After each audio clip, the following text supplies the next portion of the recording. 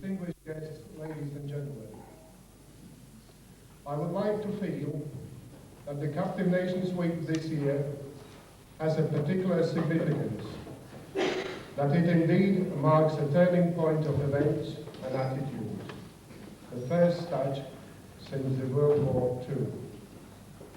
A turning point which casts away the cautions and compromises and which declares firmly on the principles of law and moral values in terms of relationships of nations, in terms of the principles of sovereignty and self-determination.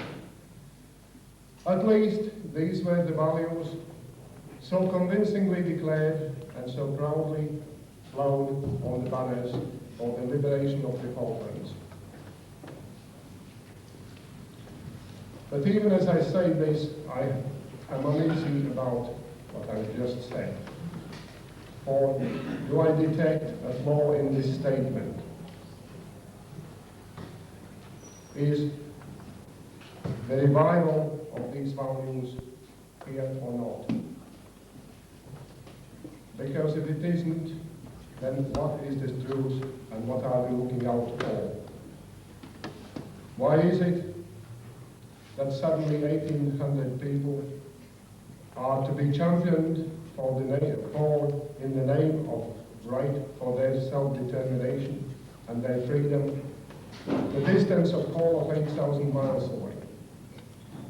Why is it that during the last 35 years, 100 million people, only quarter the distance away, have been forced to endure the absence of human rights and the absence of self-determination? And let us remember that in this week we particularly remember half of this number of the human population in Eastern Europe, which lost their freedom not as a war bounty to the Russian communists, but their freedom was lost by giving it away to the Eastern powers after the hostilities ended. This was done under very generous post-war settlements, starting with the Yalta Agreement. Was it then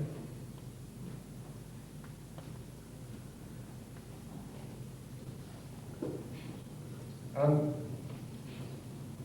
complete omission of these rights, and are we coming back now to recognize these?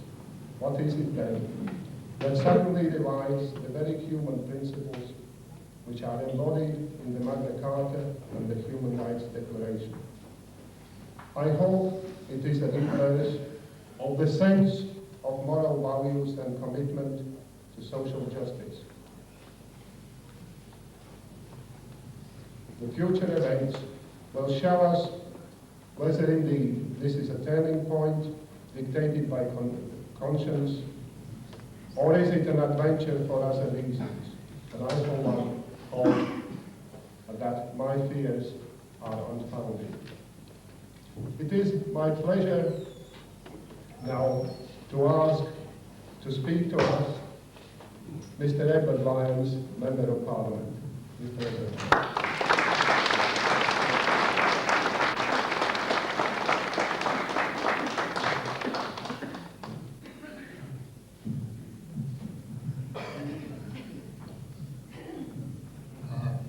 I don't know whether I need this microphone, but if you can't hear me, do let me know.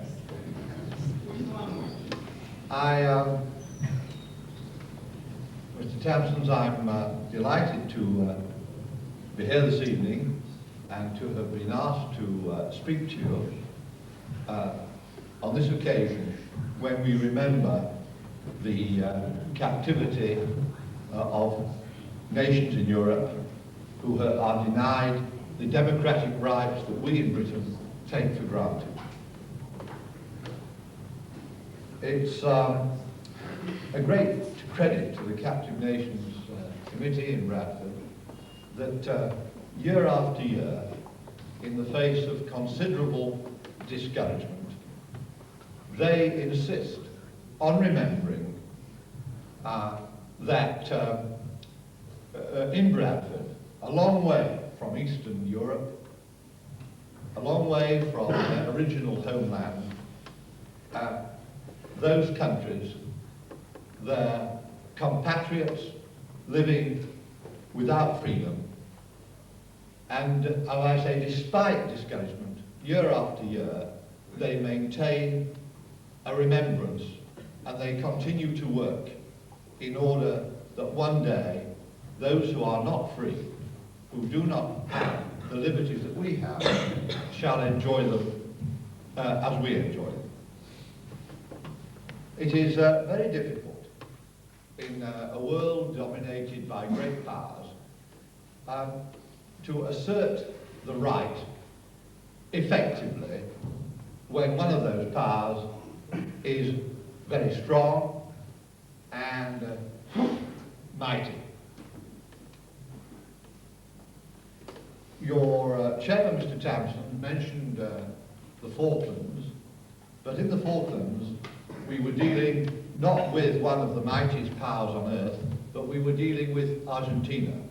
It becomes progressively more difficult to assert liberty and to assert the right, the more powerful your adversary is.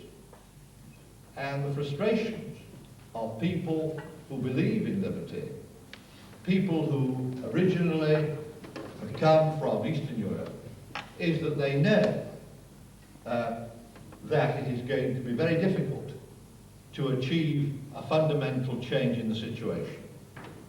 And year by year, as some of us grow older, it would be natural if we were to despair a little because of the absence of real progress. But we can't afford, where liberty is concerned, to despair. We have to keep on, year after year, seeking to assert what we believe in, hoping to achieve what we want to achieve. Just as communists in countries which are not communist, year after year, work away at subverting the system of the country in which they live to achieve what they believe in. They are never discouraged until they achieve what they want, and nor must we be. Now, I feel that I have some right to come here this evening on the basis that I have had something to do with Russia and the Soviet system, if only a little. It was my fortune, when in the army, a long, long time ago, to be sent to Cambridge to learn Russian, and I became a Russian interpreter in Germany between the Soviet and British forces there, between 1946 and 48. And I used to read Pravda and Izvestia every day. And indeed, when I came out of the army, I still took, for a year or two, the Pravda and Izvestia, until I became so bored with it. They were so dull, those newspapers, that in the end, I ceased to read them. But even when I did read them, it was a great misery to do so, because the front page in those days used to be devoted to large pictures of Father Stalin, our great Father Stalin. Indeed, I met a Soviet sergeant from Georgia when I was in Germany, in the Soviet army, who told me that Stalin would never die, that he was a god, and that he was immortal.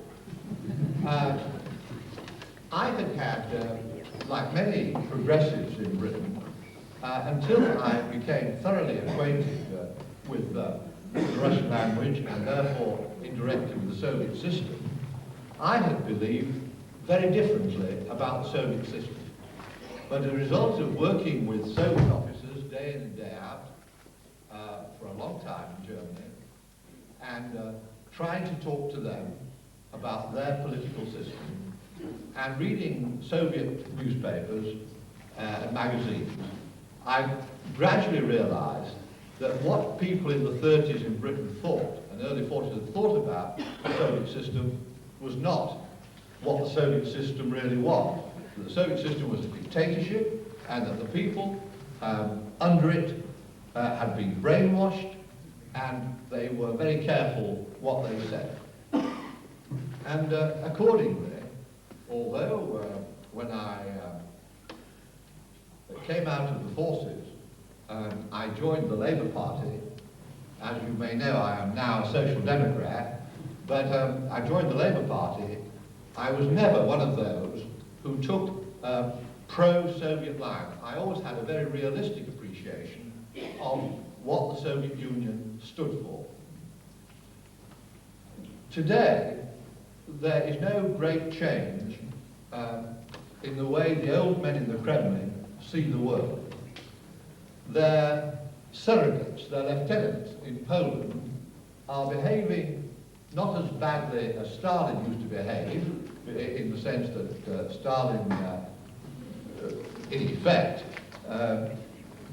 was incomparably evil because of the way he sent millions to their deaths and to Siberia and so on. But nonetheless, the present rulers of Poland, in a perhaps a more modest way, but nonetheless an effective way, are murderers of freedom.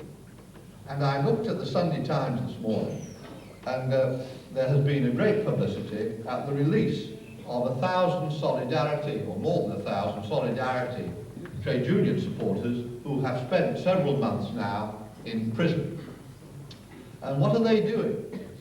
The headline says, 1,000 Solidarity supporters are queuing up to quit Poland. And when you read what the article says, you find that they've been released on condition that they emigrate. A young technician described how he'd been released from a regular prison in southern Poland for a few weeks to allow enough time to arrange his departure. If he did not emigrate, he was told, he would remain under detention until the end of martial law. And an older man, a scientific worker and a union advisor, said that an aggressive police colonel had announced to him, "We shall not allow you to live here." And since his release, he had been under continual observation. His flat and his car had been searched several times, and he was threatened with demotion at his place of work. And his teenage son had suddenly begun to receive bad marks for behaviour at school, so that his chances for university admission might be jeopardised. Accordingly, 1,000 internees and their families have received their passports and are now awaiting visas from Western embassies.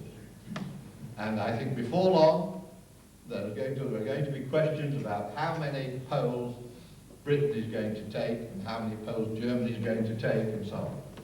And I have a horrible feeling that those from Eastern Europe who disagree with dictatorship in the East are going to be reinforced with a new, if not very large, flow of younger people, younger families, who have in effect been driven out of Poland either by the regime or because they felt they could not live under such a regime. It is on a par with the erection of the Berlin Wall. It is an indication of an absolute lack of democracy. Here is a regime which basically is afraid to have those 1,000 activists living within the borders of Poland.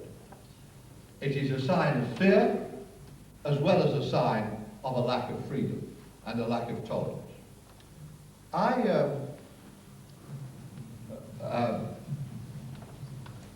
have taken a close interest in Soviet affairs from the point of view of human rights. I am perhaps the only person in this room who has been refused entry into the Soviet Union on no less than 4 occasions, when I tried to go on behalf of Amnesty and other international organizations to observe trials of political prisoners in the Soviet Union. I have done the same job in relation, I should say, to trials in southern Africa. I do not believe that you can value freedom in one part of the world and not value freedom in other parts of the world. You have to have a common standard. But at least I was admitted into southern Africa to see the trials that took place there. But in Russia, they have never permitted me entry when they learned the purpose of my visit. And so, in fact, I have only been to the Soviet Union once for a fortnight altogether, and that was not in connection with a human rights purpose. And I have seen Soviet techniques. I remember in 1967, when I tried to go to the trial of 4 persons who had published material, what was called samizdat, material which was published unofficially. I received a letter in Russian from the Soviet embassy, which I totally could not understand. It neither refused my application, nor did it grant it, nor could I understand it, although at the time my Russian was a lot better than it is now. So I wrote for clarification and said, well, what do you mean? Are you letting me go, or are you not letting me go to this trial? And the answer came back. Our initial reply makes everything clear, and we have nothing to add. And from then on, which the initial reply was deliberately incomprehensible. And so, in effect, the trial came and went, and I could not get a visa. More recently, when I tried to go to the trials of Professor Orloff and Mr. Sharansky, I received a reply back saying, before you can go for this purpose, you have to have the authority, the invitation from an official Soviet body. Well, the only body that I could think of was the committee, the Helsinki Committee, which had been set up by a group of very courageous Russians to monitor Soviet observance of the Helsinki Agreement on human rights. But half of them were in prison, and in effect the committee was in a state of disbandment. And of course, those who wrote to me to say I needed such an invitation knew I couldn't get one. And of course, I didn't manage to go to any of those trials. But when one sits in the comfort of Britain, insofar as freedom is concerned, one wonders how would one behave given that you were in a police state? Because the courage of people like Professor Orloff and others within Russia, the courage of the solidarity people like Lech Walesa in Poland is enormous. Just unlike us, who can go to meetings, who can say what we want, they face loss of jobs, their families face harassment, they face the end of their futures, they face observation by security police, and they face, in some cases, custody and trial on trumped-up charges. And so, when one considers the courage of those people in the Eastern Bloc who resist, who speak out, one has to feel both moved and humbled. I wonder to myself very often, how would I behave if there were a police state in Britain? Would I have the guts? Would any of us have the guts to behave as those people have behaved? And I hope that this evening we will use this meeting partly to remember those individuals, the Charter 77 group in Czechoslovakia, people small groups of people, sometimes individuals, those people who were put into psychiatric institutions by the Soviet security police in Russia, not because they were mentally ill, but because they were dissident. I think we ought to spare a thought for them this evening, because they are the heroes and the heroines. They are the ones who, against all odds, and in face of overt and serious oppression, keep the flag of liberty flying. They are the ones who make us proud to be human beings. And when I accept an invitation to address a meeting like this, I say to myself, the least one can do for people like that is to participate in this sort of occasion. And that is why I accept this kind of invitation. That is why I'm a member of Amnesty International. That's why I'm on the Executive of Justice of the International, member of the International Commission of Jurists, organisations which care about human liberty all over the world. Without the light of freedom, we are nothing. It is what distinguishes human beings really from the animals. We have minds to think with, not minds to think in blinkers, but to think freely, so that we can consider all sides of the argument.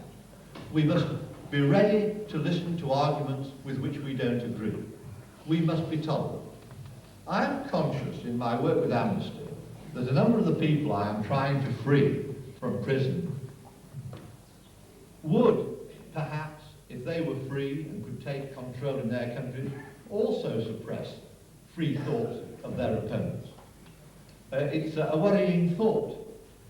I hope that if ever we reach a situation when there is true democracy in Poland and in Eastern Europe generally, in Latvia, Lithuania, and Estonia, in Belarusia, and in the Ukraine and so on, I hope that though any new regime will show that they remember what it was like not to have freedom, and they will see to it, and they will fight to ensure that freedom survives.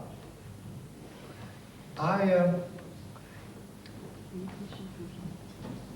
hope that people here will continue to do what they can in their humble way to remind the Soviet Union that their behaviour is observed.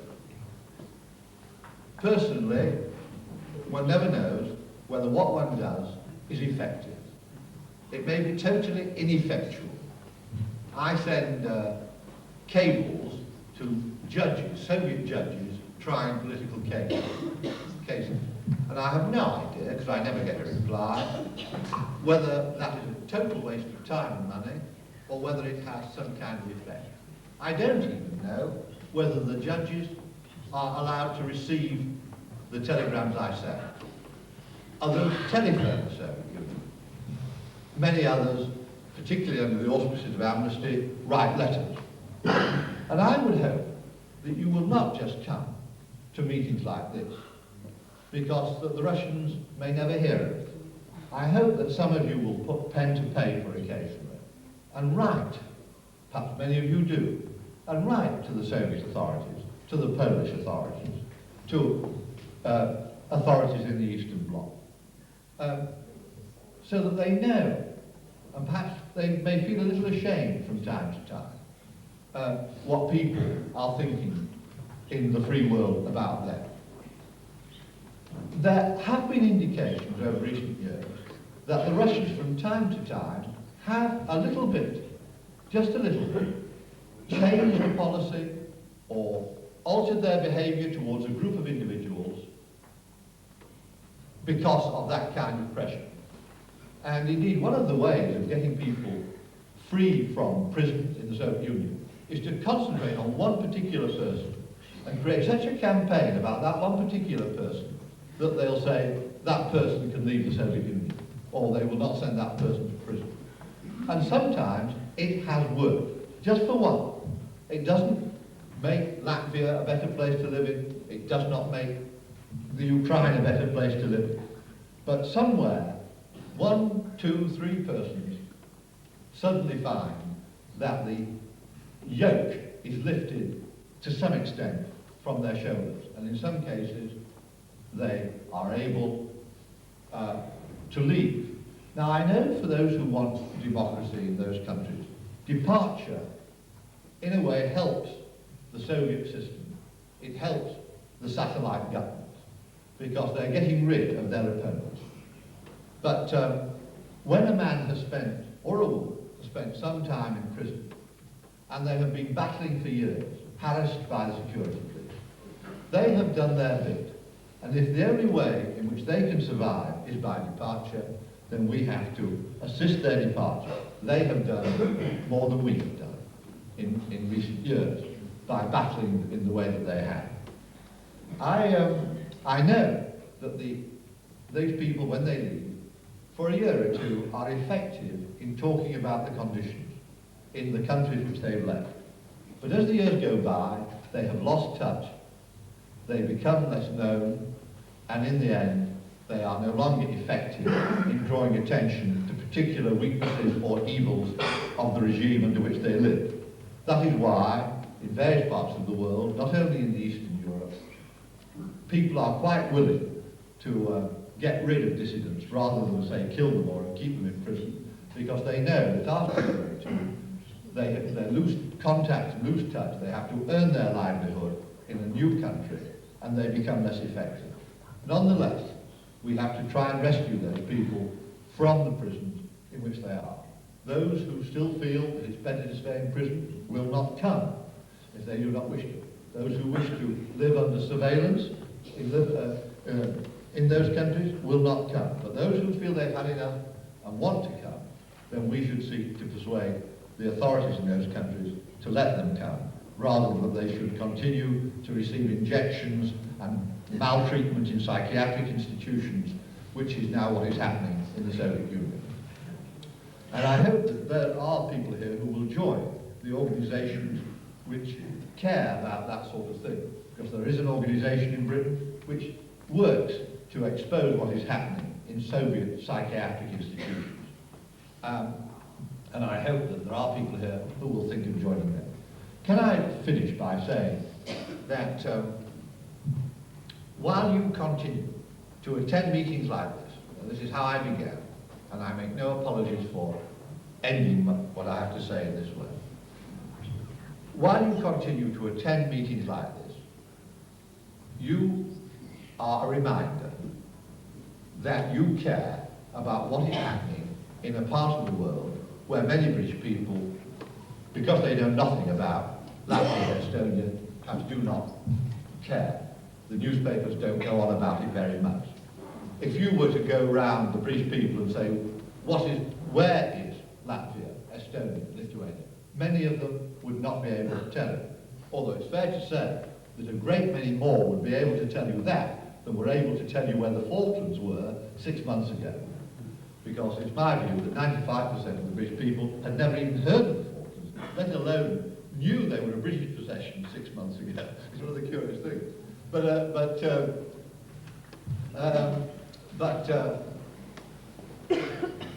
Nonetheless, even those who've heard of Latvia and Lithuania and Estonia know very little about their history. Many would not be able to tell you the names of the capital cities of those territories. They will not be able to tell you what happened in the Ukraine around about the end of the Second World War, of the First World War. And so there's a lot for the British people to learn about the culture and the origins of the East European people who have come to live among us. I would like the British people to know more. I have been enormously impressed by the way in which strong efforts have been made to preserve the culture of those countries in Britain all the time since the 1940s.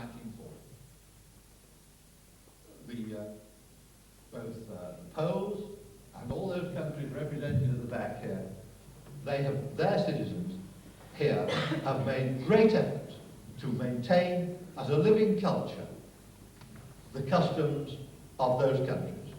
I hope that you'll continue to do that, and that I hope too, that you will continue to remind all of us in Britain of how important freedom is and how it is necessary to examine the actions and the words of the Soviet leaders and the satellite leaders, so that we are not too easily misled by false promises and by clever propaganda, because you know what it's all about in a way that many British people do not know what it is all about. Many of us want to believe, and we have not your experience of why it is dangerous to believe too easy promises. So I hope that you'll continue the work you're doing, you'll continue to maintain your culture, and you will continue to be the wonderful citizens of your own countries and of Britain, and the excellent inhabitants of Britain that you are, because you have an excellent name. The East Europeans in Britain are highly respected. They are known to be hard workers. They have contributed enormously, both in war and in peace. In the Second World War, in the war, and since to Britain. And we need people like the East Europeans. We need their contribution to our culture, and we need them, above all, to remind us of the reality of Eastern Europe. Thank you very much.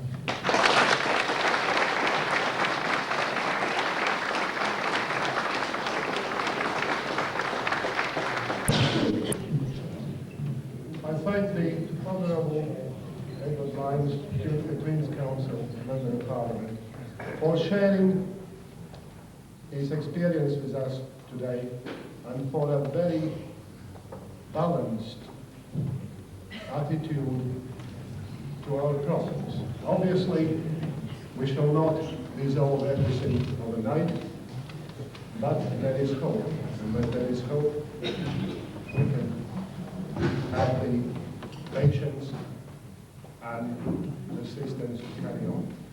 Your committee has prepared a resolution which I will now ask Ms. Thea Kayundo to read to us, and then we will adopt it with your support.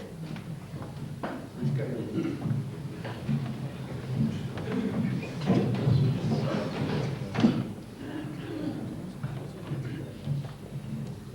The resolution. Whereas the captive nations believe in human rights for all individuals, as restated in the Helsinki Accord, ensuring freedom of speech and free exchange of ideas and political beliefs, freedom of movement, religious freedom, and freedom of press. And whereas this same agreement provides for the right of association, non-oppression of minorities, and self-determination of nations, with a further commitment of non-interference in a nation's internal affairs by the Helsinki Agreement signatories. And whereas the West European nations, as well as the United States of America and Canada, uphold these principles and have long since ended their colonial status by granting their colonies freedom and self-determination, it is clear that the Russian imperialists, under the disguise of communism, have a complete disregard for the rights of individuals and nations as embodied in the Helsinki Accord. They are insistent on retaining their colonies as slaves by continuing persecution of religious believers, civil rights fighters, cultural workers of minority nations, and those defending free written word and speech. They have broken their pledges regarding individual freedoms, and by their intervention on the African continent and invasion in Afghanistan, they have shown contempt for national rights. We hereby declare that the people of the captive nations, comprising of Belarusians, Estonians, Hungarians, Latvians, Lithuanians, and Ukrainians, gathered here in Bradford, West Yorkshire, do condemn the Russian imperialism and communism, and express our support for the freedom fighters in Afghanistan and elsewhere. And resolve: 1. To document and inform the Western nations participating to the Helsinki Accord of all known continued persecutions of individuals within the Soviet Union and its satellites because of their religious and political beliefs or their attempts of free speech and movement.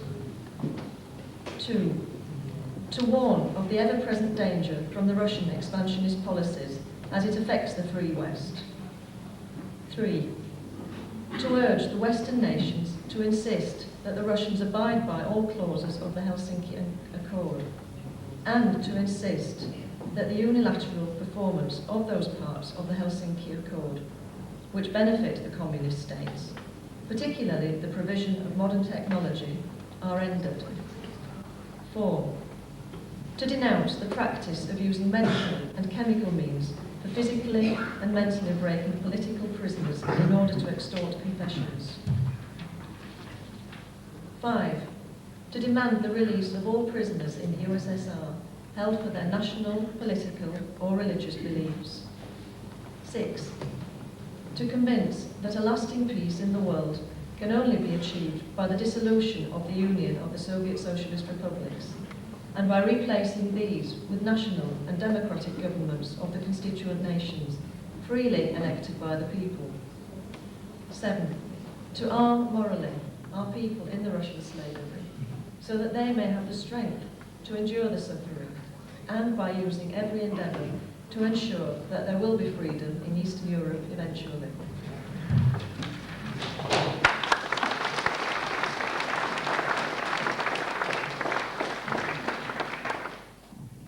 Thank you to Ms. Kayonzo. Can I ask all those present, if in support of this resolution, would you please raise your hand?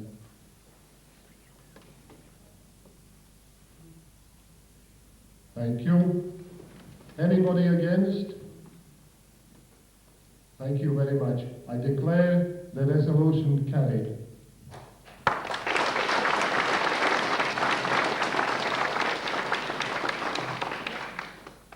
Right, and now to some more cheerful business. It is now my pleasure to introduce to you our current Miss Captive Nations, Miss Nina Spiganovic. She'll take charge of the concert details.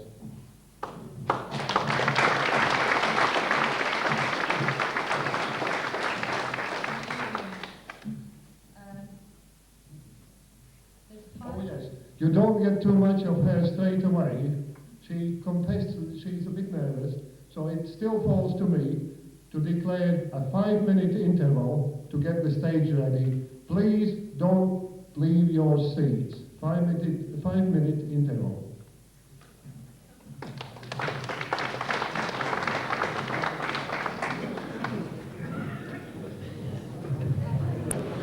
Ladies and gentlemen, the first spot in the concert this evening, the choir of Brava, the Ukrainian mixed voice choir, will now sing 2 pieces.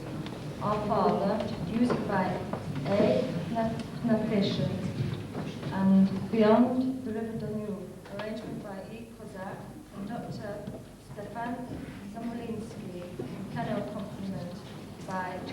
Shutka. Thank you.